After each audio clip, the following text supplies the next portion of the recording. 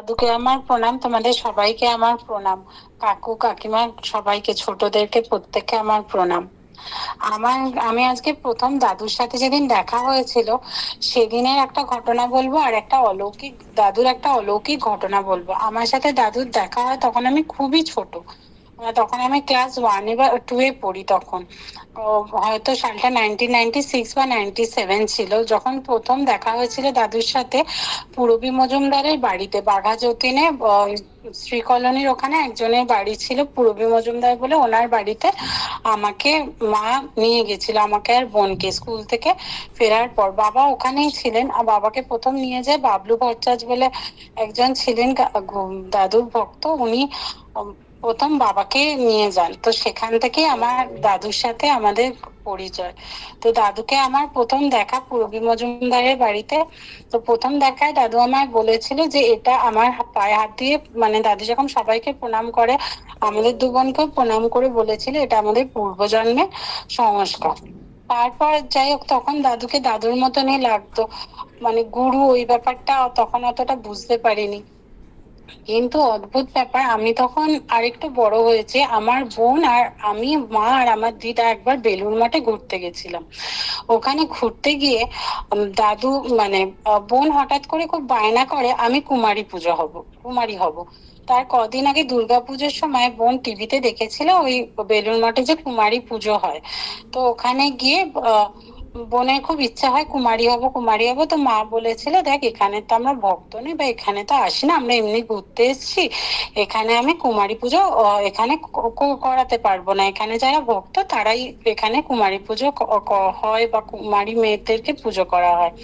কিন্তু বোনের খুব কান্নাকাটি, না আমি কুমারী হব, আমাকে এখানে বলো যে মানে কথা বলো যে এখানেই আমি কুমারী পুজো করতে।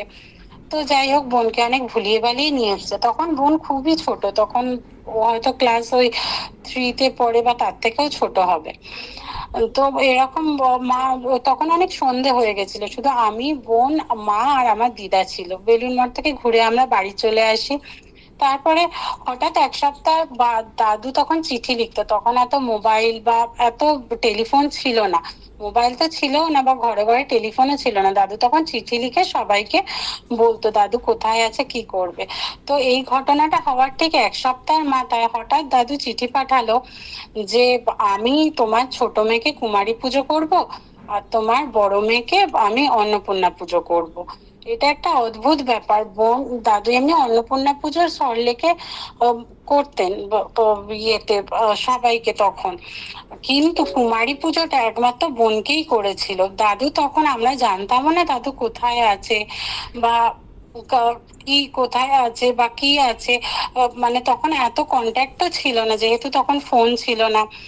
তো হঠাৎ দাদু তখন পরে জানতে পেরেছিলাম দাদু বেনারসে ছিল। দাদু বেনারস থেকে বুঝেছিল বোন কলকাতায় বেলুড় মঠে কুমারী হতে চেয়েছিল, সেটা দাদু মানে বেনারসে বসে বুঝেছিল বোনের মনের ইচ্ছা। তো পরে অনেক, তারপরে 1 মাস বাদ আমি দাদুর সাথে, আমি বোন মা দাদুর সাথে দেখা করতে যাই সল্টলেকে। তখন গিয়ে মাই ঘটনাটা বলে, তখন দাদু বলেছিল গোবিন্দ তোমার মেয়ে আশা পূর্ণ করলো।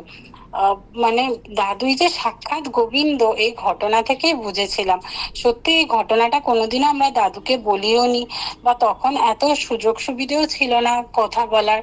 তো তাই জন্য কোনোভাবেই এটা জানা সম্ভব ছিল না। কিন্তু এই একটা বছরই দাদু বোনকে কুমারী পুজো করেছিল সল্টলেকের বাড়িতে, আর আমাকে অন্নপূর্ণা পুজো করেছিল। তো এটা একটা ঘটনা ছিল। আর একটা ঘটনা মানে বলবো, সেটা হচ্ছে যে আমার, মানে এটা আমার বাবার কথা। বাবা আর কি, মানে আমি তখন দাদুর কাছে ক্লাস 12 দিয়ে গিয়ে থাকতাম মাঝে মাঝে। তো সেইবার আমি প্রথম দাদুর কাছে যাই, গিয়েছিলাম। তো হঠাৎ দাদু, আমি বামনি মাসি ছাদে ছিলাম, আমি নামতে দাদু একজন ভক্তর সাথে কথা বলছিলেন। হঠাৎ দাদু বলল যে তার বাবা খুব সিগারেট খায়।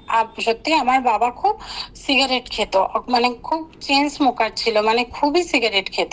তো দাদু সেই ভক্তকে, মানে আমাকে দেখিয়ে সেই ভক্তকে বলল তার বাবা কিন্তু কখনো আমার সামনে কোনোদিনও সিগারেট খায়নি, কিন্তু আমি দেখেছি তার টেবিলে ভর্তি সিগারেটের প্যাকেট পড়ে থাকে। তা আমিও সত্যি কথা, দাদু হঠাৎ করে এরকম বলতে, দাদু আমায় বললো তোর বাবার টেবিলে এরকম সিগারেট থাকে না? আমি বললাম হ্যাঁ দাদু থাকে।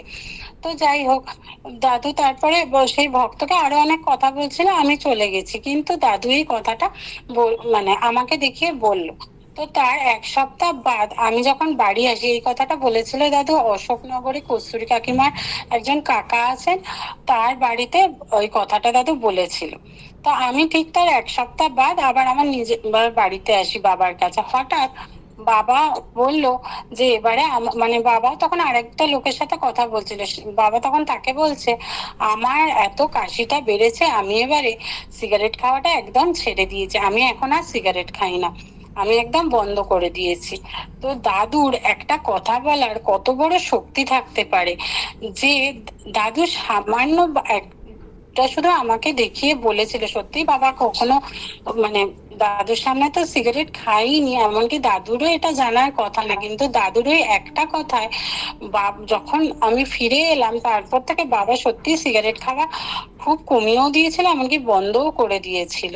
তো দাদুর একটা ছোট কথাই কত পাওয়ারফুল হয়। আমরা হয়তো দাদুর কথাগুলো এমনি কথার মধ্যে বলে তাই আমরা বুঝতে পারি না বা ধরতে পারি না, কিন্তু দাদুর ছোট থেকে ছোট কথাও খুব মূল্যবান হয়। আমি সেদিন এটা সত্যি খুব উপলব্ধি করেছিলাম। দাদু ওই ভক্তকে এমনি হয় মানে আমাকে দেখি এমনি নর্মাল যখন কথা বলে সেরকমই বলছিল, কিন্তু আমি যখন বাড়ি ফিরে আসি সেই দাদুর একটা কথায় মানে বাবা বললে যে আমিও সিগারেট খাওয়া এবারে ছেড়ে দিয়েছি, আমি আর কখনো খাই না। সত্যি বাবা আর কখনো খায়ও নি। তো এটা মানে সত্যি খুব একটা অলৌকিক মানে ঘটনা আর কি ছিল। এছাড়াও মানে আমার বিয়ে থেকে শুরু করে আমার মাও অসুস্থ ছিল, তো অনেক দিন অসুস্থ ছিল মা, মানে 8 বছর। তো মা যতদিন এই অসুস্থর পর যতদিন বেঁচে ছিল, আমার মনে হয় পুরোপুরি গুরু কৃপায় মানে মা ছিলেন।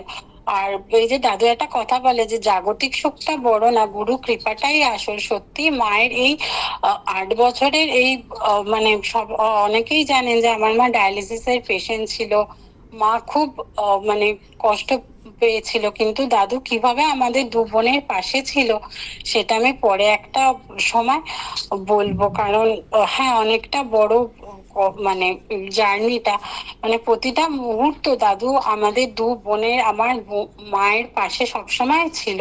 যে কত যখনই অসুস্থ হতো, আমরা যখনই যে অবস্থাতেই দাদুকে ফোন করতাম বা ডাকতাম, কিছু না কিছু ভাবে কোনো না কোনো দিক দিয়ে আমরা সবসময় একটা প্রোটেকশন পেয়েছি। আমি যদি কিছু ভুল বলি আমায় ক্ষমা করবেন।